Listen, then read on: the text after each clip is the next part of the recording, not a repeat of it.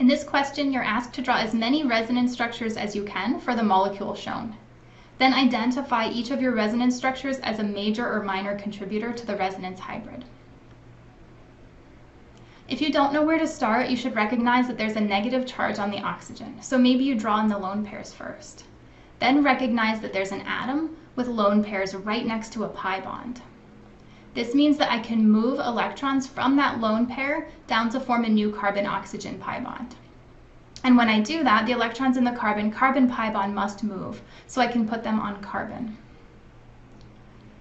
Now again, in this new resonance structure, I have a lone pair on an atom next to a pi bond, so I can move the lone pair to form a new carbon-carbon pi bond. And then I must move the existing carbon-carbon pi bond, and so I move those electrons to the carbon as a lone pair, putting a negative charge on the carbon.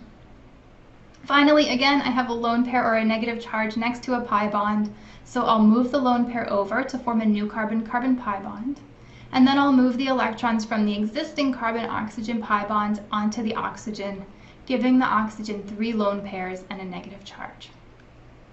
Okay, now if we look at these 4 resonance structures, we'll see that some have the negative charge on oxygen, while others have the negative charge on carbon. The major contributors will place the negative charge on the more electronegative oxygen atom and not the less electronegative carbon atom.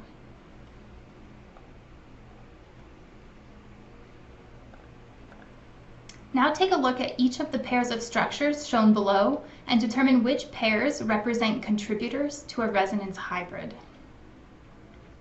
In the first case, the 2 structures are not describing the same molecule because one is charged and the other is not.